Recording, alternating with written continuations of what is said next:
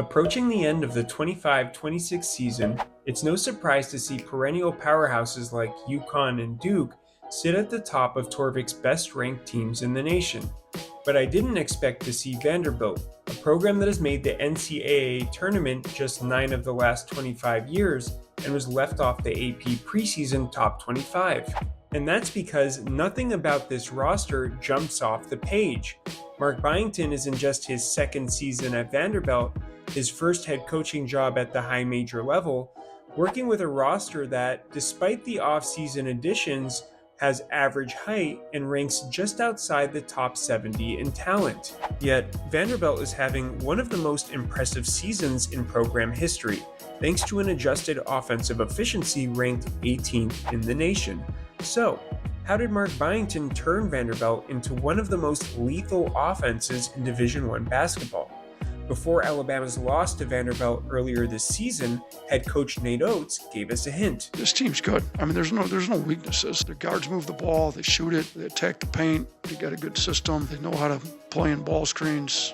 In this video, I'll use data and film to expand on Coach Oates' insight, breaking down the X's and O's of Mark Byington's dynamic offense and the personnel who execute it. I'm Coach David Abutbol, and this is Takumi Hoops.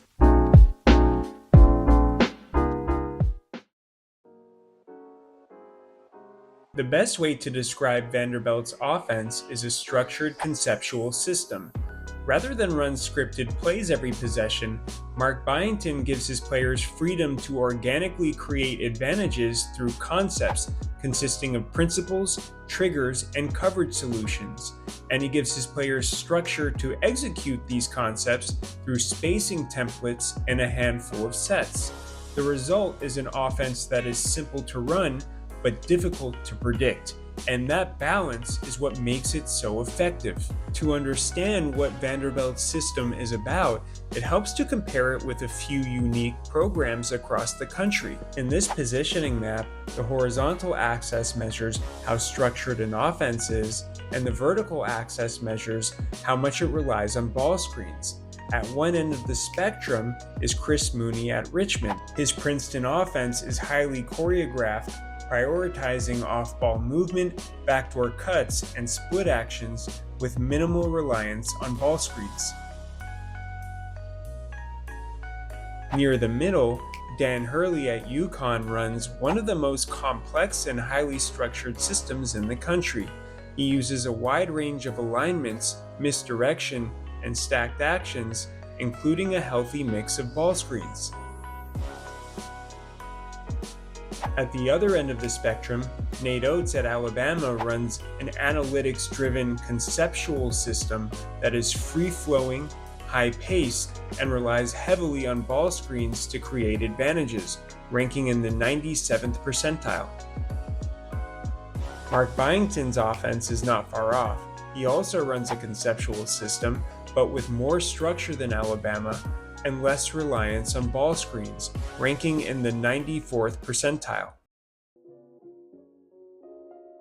To run a conceptual offense like this, you need experience, versatility, and high basketball IQ. And Mark Byington did a phenomenal job assembling a roster that checks all three boxes. We don't run a ton of set plays. We're doing things like everybody else, certain actions. But our main thing is spacing and read and react. So you need decision makers on the court who can make plays. Let's take a look at the team's most impactful players. Arguably the best backcourt in the country, Tyler Tanner and transfer Duke Miles are two-way playmakers who serve as the engine for the team. Defensively, they apply constant pressure, ranking in the 99th percentile in steals per game. Offensively, they not only lead the team in both transition and half-court scoring, but also create open looks for their teammates. That combination impacts winning on every possession. At the wing, Tyler Nickel is a knockdown shooter who stretches the floor. Shooting nearly 43% from deep on over 7 attempts per game, defenses have no choice but to stay attached and leave driving lanes open for his teammates. In the front court, Devin McLaughlin and transfer Jalen Washington are versatile bigs who provide dynamic interior presence. Both are incredibly efficient, shooting over 64% inside the arc. but they impact the defensive end in different ways. McLaughlin dominates the glass with elite rebounding, while Washington protects the rim with elite shot blocking. Together, they allow Vanderbilt to push the pace and spread the floor while still controlling the paint. Over the past 5 seasons at James Madison and Vanderbilt, Mark Byington's offenses have consistently ranked above the national average in adjusted pace. This season is no exception, pushing nearly 70 possessions per game. By dictating the game's speed, Vanderbilt pulls opponents out of their comfort zone, grabbing more offensive rebounds, forcing more turnovers, blocking more shots, and shooting more efficiently. This enables Vanderbilt to generate just under 3 extra scoring chances per game, converted at a 56% effective field goal percentage, which puts them in the company of UConn's back-to-back national championship teams. Vanderbilt can push the pace and still score efficiently because their system consistently creates advantages that lead to high-value shots. Vanderbilt's preferred way to create advantages is in transition, attacking before the defense can get set, and it's paying off with around 13 fast break points per game. To understand their success in the fast break, we need to start with the fuel powering it, their defense. And I think a big thing you've seen in our tempo is our defense leading offense.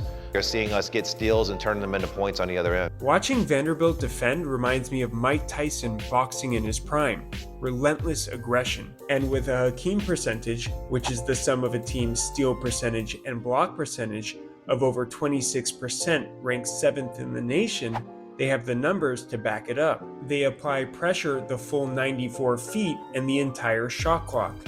They blow up dribble handoffs and ball screens. They sacrifice their bodies to take charges. They jump the passing lanes. They dig from the gaps. They deny post entries. They contest vertically at the rim. When you make a mistake, they make you pay for it every time. In this sequence against VCU, Vanderbilt starts by blowing up a baseline out of bounds set by pressuring the ball and denying the first pass. After the initial drive is walled off, VCU tries to generate an advantage with an empty ball screen. Anticipating the skip to the weak side corner, Tyler Tanner jumps the passing lane, gets the steal, and Vanderbilt converts in transition. 2 possessions later, Frankie Collins gets beat on a baseline drive, but Vanderbilt rotates to help. Collins stays with the play, gets the deflection, and Vanderbilt converts in transition again. 2 possessions after that, Collins digs aggressively from the gap, gets another deflection, and once again, Vanderbilt converts in transition. VCU, completely overwhelmed by the defensive pressure, was held to just 7 passes across 3 possessions. Of course, that level of aggression comes at a cost. Vanderbilt ranks near the bottom of the nation in personal fouls committed and opponent free throw attempt rate. But what I found interesting is that Vanderbilt ranks near the top of the nation in personal foul efficiency, which is the ratio of steals plus blocks to personal fouls committed. This points to a defensive strategy known as foul leveraged defense. Byington is willing to trade fouls for disruption because extra turnovers and blocks more than offset the free throws they allow. And with their deep bench, they can absorb foul trouble when it does become an issue. This was critical in their win against Alabama. You kind of see what happened tonight. We had to go crazy deep into our bench, and the guys that came in made plays. Another cost of their aggression is allowing unguarded catch-and-shoot three-pointers, ranking below average in defensive three-point percentage and three-point attempts. Opponents recognize that Vanderbilt defenders overcommit one pass away, so they attack those gaps off the dribble to draw in the help and then spray out to teammates cutting away from the penetration. This wheel-like motion creates both open shots and driving lanes. When Vanderbilt gets a steal or defensive rebound, they attack in transition with such intensity that it feels chaotic. but there's a method to the madness: pace and space. The player who gains possession acts as his own outlet or passes to an outlet as quickly as possible. The immediate reaction gives Vanderbilt a head start on the defense. The remaining players sprint along the sidelines to the corners or sprint up the middle to the rim. The spacing stretches the outnumbered defenders. The player leading the break then reads the floor to create an advantage. If the defense doesn't load to the ball or is cross-matched, he attacks the paint to collapse the defense. If the defense does load to the ball, he kicks ahead to the same side or opposite side to shift the defense, as shown here. Once an advantage is created, players make 0.5-second decisions to shoot, pass, or drive to generate high-value shots as quickly as possible. Vanderbilt uses these simple concepts to get buckets again and again.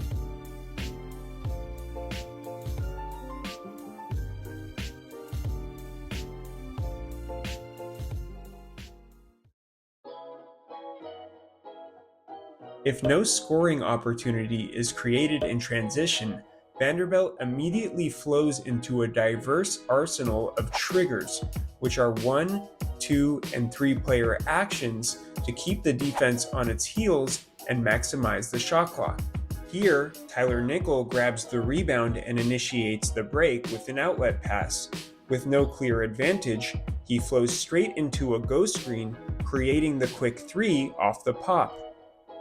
This time, Jalen Washington forces a steal and initiates the break himself as his own outlet. With no clear advantage, Tyler Tanner pulls the ball out. After it swings around the horn, Devin McLaughlin sets a chase screen, followed by a Gortat screen, which is a seal on his own defender to clear the lane for Tanner for the layup. Next, forward Devin McLaughlin grabs the rebound and initiates the break himself as his own outlet. He then flows into a dribble handoff Spain action, which is a ball screen followed by a back screen for the roller, allowing Frankie Collins to get downhill and draw the shooting foul. And when both bigs are trailing the break, Vanderbilt likes to get into double drag screens, which are ball screens set during early offense. Recognizing the ice coverage, Tyler Tanner rejects the action and skips to the weak side corner, followed by a swing to Tyler Nickel for the 3.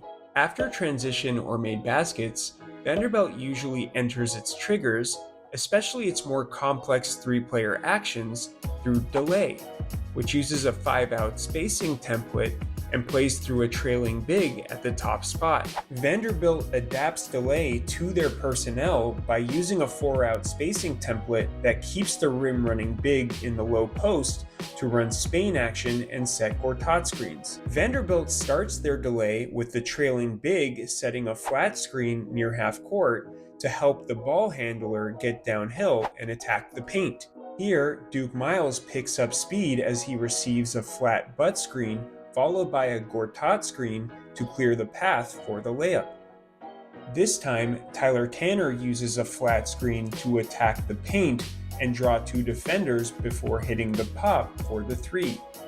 If the defense stops this action, Vanderbilt initiates a variety of 2- and 3-player triggers. Let's take a look at the most common ones. When the reversal from the wing to the trailing big is unavailable, Vanderbilt runs Miami action, which is a dribble handoff followed by a ball screen. Here, Duke Miles uses the Miami action to get into the paint and a clear lane to the basket. Aside from the action itself, another reason Miles has this clear lane is that the off-ball players rotate in a wheel motion to create better passing angles and as a result, keep the help defenders engaged during the action. This time, Miles comes off the Miami action, draws 2 defenders, uses 2 pass fakes to get them in the air, and then hits the roll for the hook shot. When the reversal from the trailing big to the opposite wing is unavailable, Vanderbilt runs zoom action, which is a down screen followed by a dribble handoff. Here, Duke Miles uses the butt screen to get downhill before kicking it out to the pop. Rather than reverse the ball, Vanderbilt flows directly into zoom action, and after accepting the handoff, Tyler Nickel hits Miles on the shake for the 3. This time, with no reversal option, the trailing big, Devin McLaughlin, runs zoom action, which is then organically upgraded into Spain action. This flurry of movement allows McLaughlin to slip out with a mismatch. He then holds a strong seal for several seconds, draws 2 defenders, and then sprays to the corner for the 3.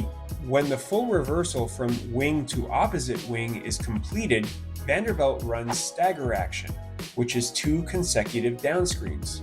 Here, after the full reversal, Vanderbilt runs stagger action.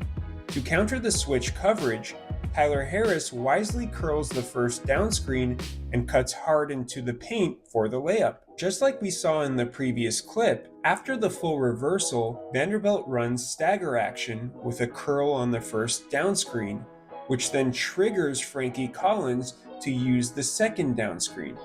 With no clear advantage, Collins flows into Spain action, gets downhill, and finds a mistake. VCU's Jadrian Tracy shifts over to tag the roll, but his teammate Barry Evans doesn't shift down to help the helper. Collins punishes this mistake by spraying to the corner for the 3. After dead balls, to burn clock, or to break scoring droughts, Vanderbilt enters its triggers through traditional sets.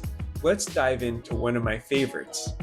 It begins with a pistol exchange on the wing, followed by an Iverson cut from Tyler Nickel.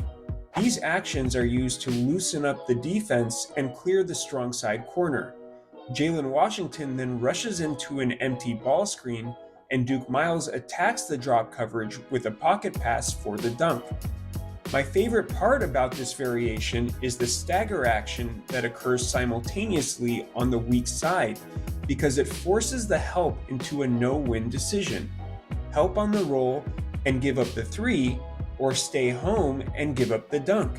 In the second variation, after Nickel makes the Iverson cut, instead of clearing out to the weak side, he sets an up screen, turning a standard empty ball screen into Spain action.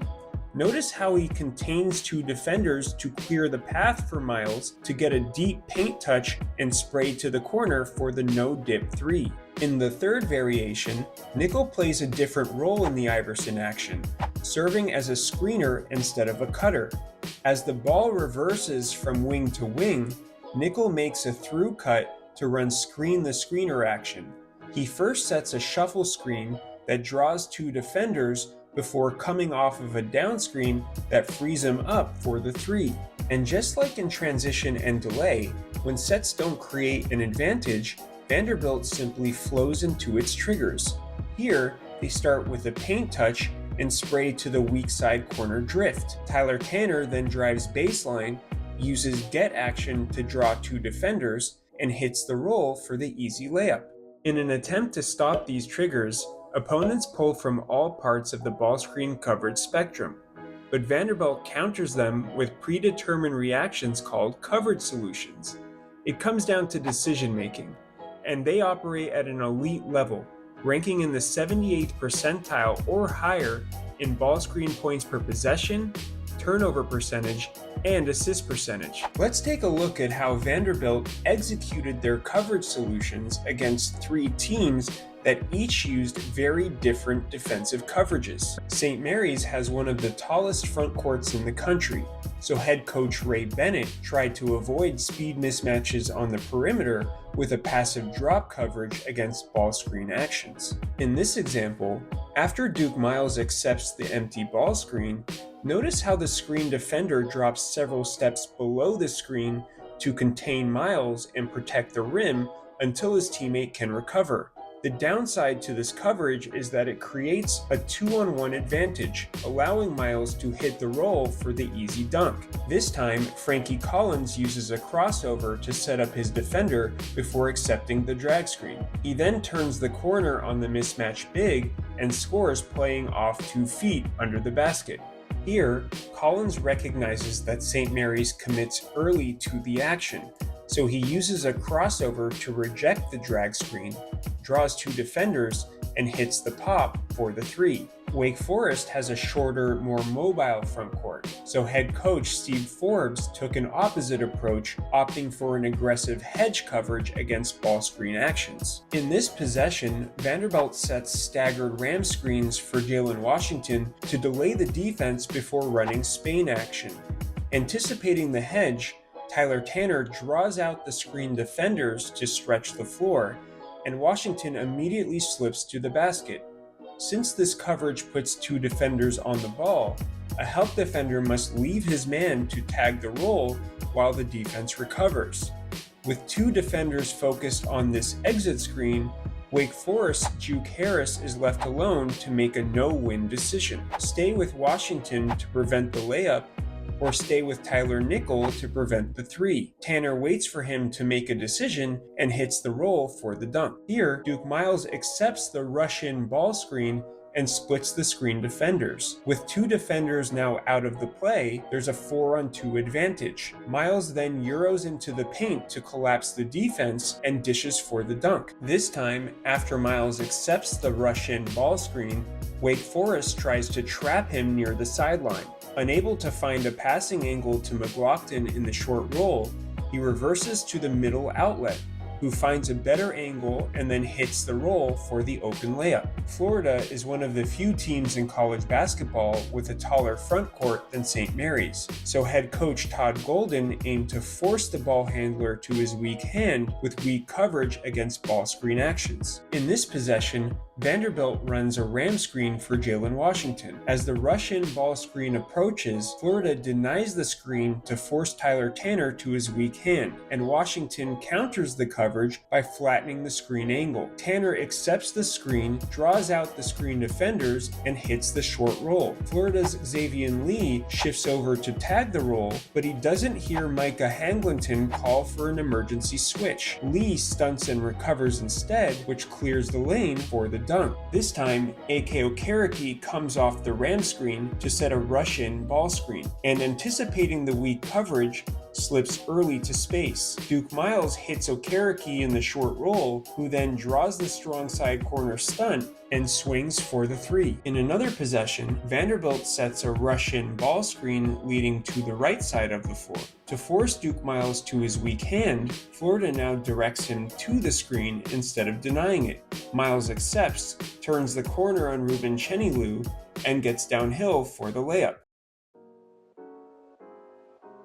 So, Vanderbilt has the right personnel running an unpredictable offense, but what truly separates them is their mindset, their discipline, competitiveness, and most importantly, selflessness empowers them to sustain high-level effort and execution for 40 minutes. It's not some magical thing. It's unselfish and making the right play. It's really the player's mindset of, if you're unselfish and finding your teammate, they're going to do the same thing for you. The constant effort and execution put relentless pressure on their opponents on both ends of the floor.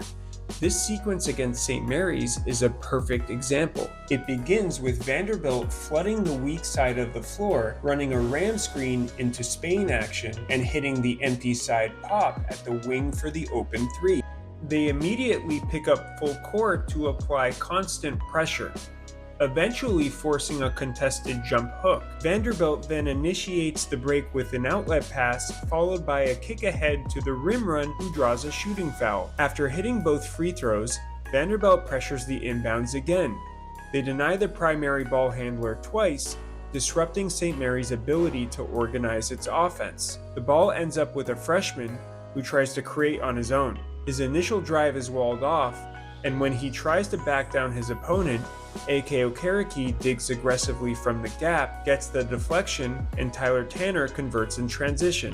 On the next inbounds, Vanderbilt goes right back to the same pressure. They deny the primary ball handler, and St. Mary's struggles to initiate action. With the offense stalled, they resort to a step-up screen, which is a flat screen that sends the ball handler toward the sideline. Anticipating the pass to the short roll, Tyler Tanner gets another deflection and scores in transition. In just under 90 seconds, Vanderbilt went on a 9-0 run while keeping St. Mary's to just 7 passes and 1 field goal attempt. This level of constant effort and execution deflates even the most talented teams, and this can only be done with the right mindset. Vanderbilt is averaging over 87 points per game, largely because they excel at scoring in transition before the defense is set, and scoring in the half court when the defense is forced into rotations and mismatches. But their offense has been tested when they face teams with the size, athleticism, and physicality to disrupt those advantage situations. Over a 3-game losing streak against Texas, Florida, and Arkansas, Vanderbilt was outscored by 48 paint points and out-rebounded by 35 defensive boards. This allowed their opponents to control the pace and hold Vanderbilt to just 10 fast break points during that span. Even when Vanderbilt was able to compete on the boards, opponents found ways to cause havoc. This was evident in their narrow loss to Oklahoma, who held them to just 69 points with 2 minutes remaining before a wild comeback. Up until that point, the key to Oklahoma's success was its physicality and active hands. Although they committed 8 fouls above their average, the constant ball pressure offset this cost with multiple steals and deflections that kept Vanderbilt off rhythm. In addition, Oklahoma used ice and switch coverages against ball screen actions to stay out of rotation, limiting the numerical and positional advantages that Vanderbilt looks to exploit. Vanderbilt has gotten off to its best start in program history, but with a set of concerning losses in SEC play, how will this offense perform in the NCAA tournament against teams with elite defensive versatility that can both limit transition opportunities and switch at a high level? Let me know what you think in the comments. Thanks for watching. If you enjoyed this breakdown, hit the like button and subscribe for more content. And if you have any suggestions for my next video, share them in the comments.